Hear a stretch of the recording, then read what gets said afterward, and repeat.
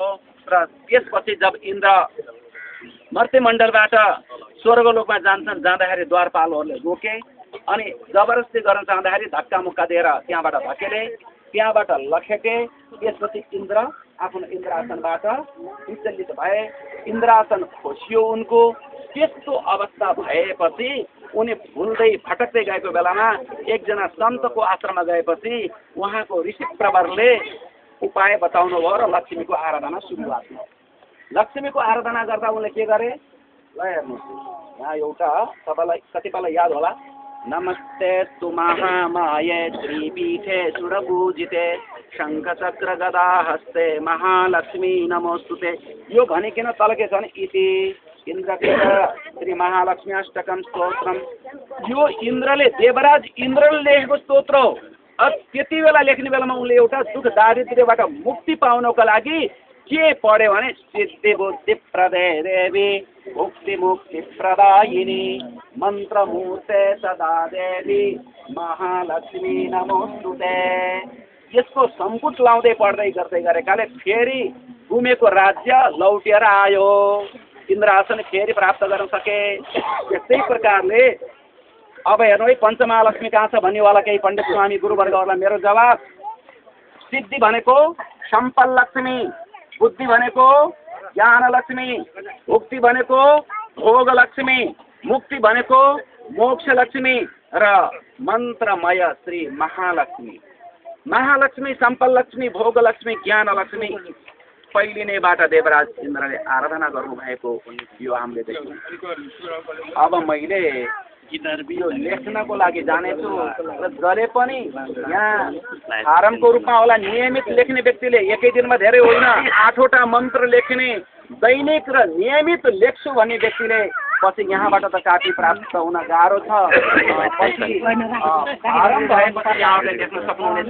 तर विधिलाई अपनाएर एकपटक फेरि भन्दैछु, श्री पञ्चमहालक्ष्मी माताको फेरि लेख्ने विधिलाई थोरै भन्दैछु। अब पहिले प्रणाम गरौँ कापीलाई अनि विज्ञान वृद्धिम हृदय पुरुषश्री यो मन्त्रलाई पढौँ। त्यसपछि गएर यो नमस्तेस्तु महामाये श्रीपीठे सुरपूजिते नाम गरिएको जो यो 8वटा श्लोकको यो मन्त्र छ यसलाई पढौँ। त्यसपछि गएर ओम फेरि भने ओम भन्दै ओम भन्ने पनि लेख्ने पनि अहिले म लेख्नेछु।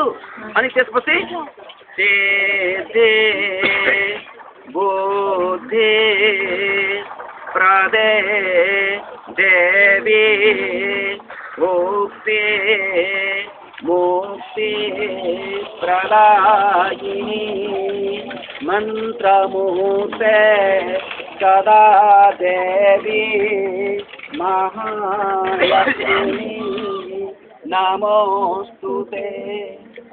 अस्ति एउटा पत्रकार सम्मेलन थियो। मैले भने यो विधि र नियमबाट लेखौँ, 2 वर्षमा गएर आमूल परिवर्तन भएन भने भारी सभाको बिचमा राखेर मलाई चट्कन लगाउनु भनेर भनिहाल्छु। किनभने म भगवानले पठाएको, हामी जस्ता भगवानका पुत्र भगवानले पठाएको लोक कल्याणको लागि आफ्नो माया छैन, आफ्नो लागि हाम्रो जीवन हुँदै होइन।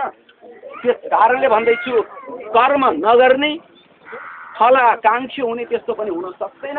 त्यसले गर्दा आज विश्व ब्रह्माण्डमा एउटा साँचो मलाई भेटिएको छ लक्ष्मीको कि यो विधाले आराधना उपासना गराऊ। सायद जो यो चैत्र श्रीराम नवमीमा कार्यक्रम हुँदैछ अनि कार्तिक ठुली एकादशी हरिबोधनीमा हुँदैछ, 1008 कुण्डात्मक महायज्ञ त्यहाँ हुँदैछ। मैले त्यसको लागि निमन्त्रणा गर्नुको लागि आएको थिएँ र मैले यो जानकारी गराएँ। बुझेर हाम्रो यहाँ ट्रस्टका अध्यक्ष श्री दुर्गा उप्रेतीजीबाट धेरै कुरा भर्खरै उहाँ आउनु भएको छ। अध्यक्षजी साधुवाद, बुझ्नुहुनेछ। म चाहन्छु पूर्वाञ्चलबाट यो लेख्नको लागि सुरुवात सबैको सम्मति होस्, बुद्धि सप्रेर जाओस्। कन्यादान, वस्त्रदान, अन्नदान, भूमिदान सबै दानहरूको महत्त्व हुन्छ, जलदान, अन्नदान सबैको। तर मतदान, विचार दान कसलाई गर्ने? आज विचार दान हामीले ठिक ठाउँमा गर्नुपर्ने भएको छ। अर्को नयाँ घोषणा यो पवित्र माटोबाट गर्दैछु।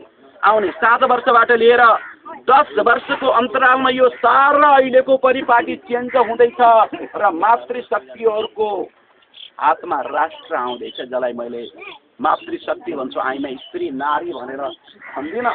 त्यसले गर्दा सायद मलाई लाग्छ यहाँ लाखौँ व्यक्तिले यो लेख्नेछन्, लेखन विधामा उत्रनेछन् र एउटा फारम जस्तो हुन्छ।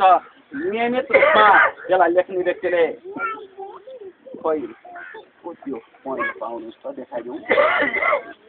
जसलाई आस्था छ उहाँहरूले मात्र, तर अशुद्ध त्यो लसुन प्याज राखेको ठाउँमा चिया गर्ने गिलासमा त्यस्तो होइन, बरु यसो ब्रिफकेस भइदियो भने सजिलो हुन्छ अथवा टेबल अलग लेख्ने सजिलो हुन्छ।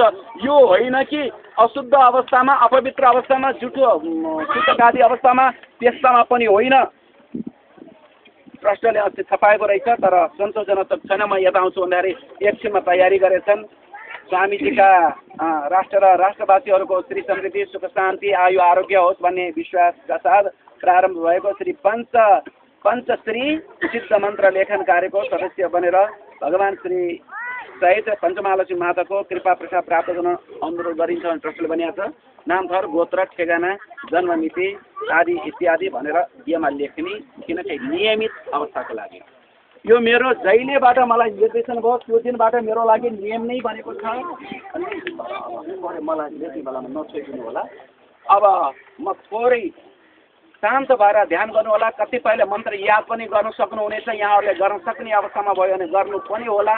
म बोल्दै लेख्दै गर्नेछु, तर अलिकति अरू सब कुछ अलिकति टाढा भइदिनु होला। टाढा भइदियो भने सजिलो हुन्छ, अलिकति पर भइदिनु होला, अझै पर।